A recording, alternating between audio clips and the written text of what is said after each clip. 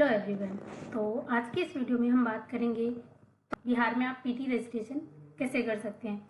इस वीडियो में हम जानेंगे कि कौन कौन से डॉक्यूमेंट्स रिक्वायर्ड होंगे पीटी रजिस्ट्रेशन के लिए, कौन से पोर्टल पे जाकर आपको रजिस्ट्रेशन करना है, कौन कौन लोग पीटी रजिस्ट्रेशन के लिए एलिजिबल है और कौन कौन एग्जेम्प्टेड है। तो आइए अब इस वीडियो को हम शुरू करते हैं। जैसा कि आप सभी को पता है कि जो पीटी रजिस्ट्रेशन है वो एक स्टेट लेवल का टैक्स होता है इंडिया के अंदर, और स्टेट गवर्नमेंट ही इसको कंट्रोल करती है। तो जब भी आप पीटी रजिस्ट्रेशन करते हैं और पीटी की फाइलिंग करते हैं तो जो टैक्स है ना वो डायरेक्ट टैक्स के अंदर आता है और आप उसे स्टेट गवर्नमेंट को सबमिट करते हैं। तो नेक्स्ट है, ये तो हो गया पीटी के बारे में। अगला है कि कौन कौन प्रोफेशनल टैक्स के लिए एलिजिबल है, who need to be registered for professional tax. तो प्रोफेशनल, सबसे पहले जो प्रोफेशनल है जो अलग अलग ऑक्यूपेशंस के अंदर इन्वॉल्व है उन सभी लोगों के लिए पीटी रजिस्ट्रेशन लेना मैंडेटरी है।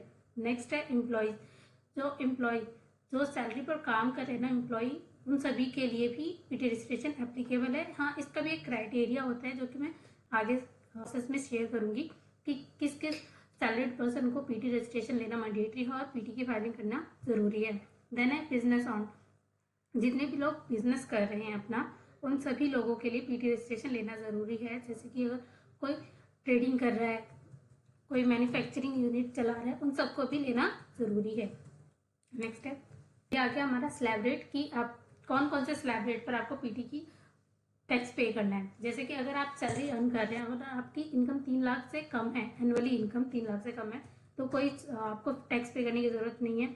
अगर आपकी इनकम 3 से 5 लाख के बीच है तो आपको 1000 पर ईयर आपको पे करना है उस पर टैक्स। अगर आपका 5 से 10 लाख के बीच है तो 2000 पर, मतलब एनुअली आपको 2000 टैक्स पे करना ज़रूरी है।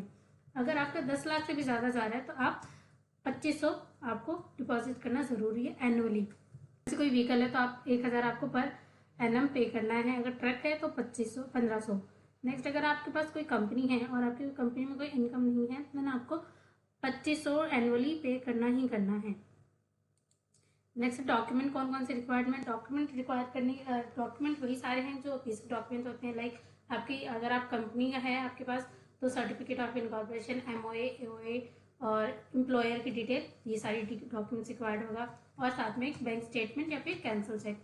इनकेस आप इंडिविजुअल है तो इंडिविजुअल के केस में आपका Aadhaar card, PAN card, passport size photograph, email ID, phone number और आपकी इंडिविजुअली बैंक स्टेटमेंट या फिर कैंसिल चेक। और एड्रेस प्रूफ के लिए आपको इलेक्ट्रिसिटी बिल तो चाहिए ही चाहिए। ये सारे कॉमन डॉक्यूमेंट्स हैं जो कि पीटी रजिस्ट्रेशन के लिए रिक्वायर्ड होते हैं।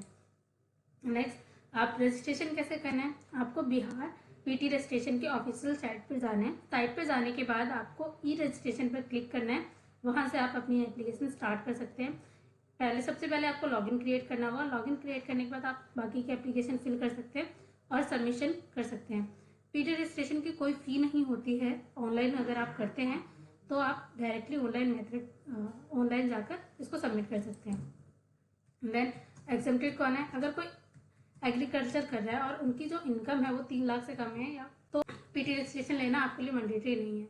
अगर आप एज बेसिस चाहेंगे तो 18 साल से कम जो है उसको पीटी लेना ज़रूरी नहीं है, और 60 से जो अबव है उसको भी पीटी लेना ज़रूरी नहीं है, जिसकी इनकम 15,000 से कम है उसको। अगर आप वुमन एंटरप्रेन्योर है तो आपको कोई ज़रूरत नहीं है पीटी रजिस्ट्रेशन लेने की। और अगर आप डिसेबिलिटी के अंदर आते हैं तो भी आपको पीटी लेने की ज़रूरत नहीं है। इसकी कोई लिमिट, जब भी आप पीटी फाइलिंग करते हो ना तो आपको टाइम पीरियड के अंदर अंदर फाइल करना होता है।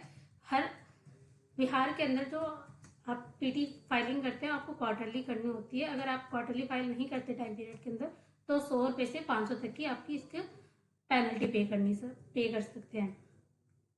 नेक्स्ट है कि आपको जब आप बिहार में पीटी रजिस्ट्रेशन करते हैं तो कौन कौन से फॉर्म आपको फाइल करने की ज़रूरत है। एक PT4 होता है और एक PT5 होता है।